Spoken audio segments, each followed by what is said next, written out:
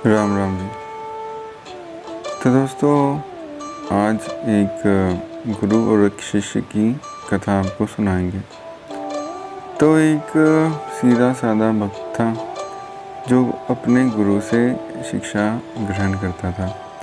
तो एक बार उसके गुरुजी ने कहा कि सब ब्रह्म है, मैं भी ब्रह्म हूँ, तुम भी ब्रह्म हो, और जो चराचर जगत है सब ब्रह्म का ही रूप है। कोई भी उस ब्रह्म से अलग नहीं है। कोई जड़ है, कोई चेतन है, कोई स्थावर जंगम है, सब उस परमात्मा के ही रूप हैं। तो ये जो वेदोक्त ज्ञान था, उत्तम श्रेष्ठ ज्ञान था, वो उनके गुरुजी ने उनको दे दिया। तो ये तो था अक्षरी ज्ञान। इसका मुख्य उद्देश्य ये था कि गुरुजी उसको इस जड़ भाव से, इस माया से, संसार से मानसिक रूप से ऊंचा उठाना चाहते थे।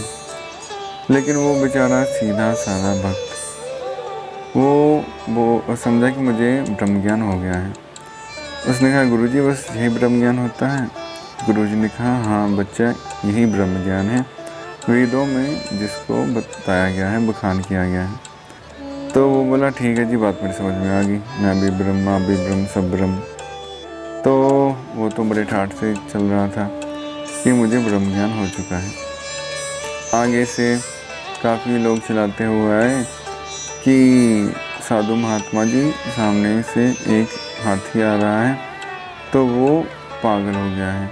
तो जो भी उसके सामने आता है उसको वो उठा के पटक रहा है, आप जल्दी से साइड में हो जाइए, कहीं दूर हो जाइए, उसकी आंखों से ओझल हो जाइए। तो वो बोला, तुम तो मूर्ख प्राणी हो, संसारी हो, मैं तो ब्रह्म ज्ञानी हूँ, मैं भी ब्रह्म, वो हाथी भी ब्रह्म, तो ब्रह्म ब्रह्म को क्या मारेगा? तो फिर बाद में कुछ और लोग आए, बोले कि साधु महाराज, हाथी सिर्फ 20 फुट की दूरी पे हैं, आप आगे ना जाएं। वो बोला, तुम तो संसारी हो, मैं भी ब्रह्म, वो भी ब्रह्म, वो मुझे कुछ नुकसान नहीं पहुंचाएगा। फिर महावत आया। महावत आकर बोला कि मैं इस हाथी का महावत हूँ, ये मुझसे भी काबू नहीं हो रहा, आप कृपया आगे ना जाएं। वो फिर भी नहीं माना। तो जब वो आगे गया तो हाथी की तरफ देखा और बोला, तो मैं ब्रह्म, मैं भी ब्रह्म। उसे लगा हाथी उसे कुछ नहीं करेगा, लेकिन हाथी ने ब्रह्म को पटक दिया। उस साधु महात्मा की हड्डी वसली एक हो गई। तो सबने बोला, हमने तो आपको बोला ही था। उसने कहा कि मेरे गुरुजी ने मुझे ये ज्ञान दिया था, तुम चिकित्सक के पास मुझे वैद्य जी के पास मत लेके जाओ, पहले गुरुजी के पास ही लेके जाओ। चलो जी, गुरुजी के पास आ गए। गुरुजी को बोला, गुरुजी आपने मुझे गलत ज्ञान दिया था। उन्होंने कहा कि पहले तो ये बता, तुझे चोट कैसे लगी? बोला, आपके ब्रह्म ज्ञान की वजह से तो चोट लगी है। गुरुजी बोले, कैसे लगी? तो वो बोला कि आपने ही कहा था, मैं भी ब्रह्म, तू भी ब्रह्म, तो सब भी ब्रह्म है, सब जीव, प्राणी, जंतु, सब में ब्रह्म ही है। तो मुझे उस हाथी ने क्यों पटक दिया? उसने सारी बात बता दी विस्तार पूर्वक। गुरुजी ने कहा, मैंने तुझे ये कहा था कि सब में ब्रह्म को देखना। तो जो लोग थे, जो महावत था, उसमें ब्रह्म था कि नहीं था? चिले ने कहा, था जी। तुम में ब्रह्म था, हाथी में ब्रह्म था? हाँ था जी। तो तुमने उस ब्रह्म रूप लोगों की बात को क्यों नहीं सुना कि सामने हाथी, हट जाओ? और उस महावत रूपी ब्रह्म की बात क्यों नहीं मानी कि हट जाओ, हाथी आ रहा है? तो जब ब्रह्म ने ब्रह्म की बात नहीं मानी, तो ब्रह्म ने तो ब्रह्म को पटकना ही था। तो सब हंसने लगे। तो मुख्य जो बात है समझने वाली, वो ये है कि ये जो वेदोक्त महान ज्ञान है, ये समझने के लिए है। व्यवहारिक दृष्टि में तो जो कुछ है वो वैसा ही चलता रहेगा।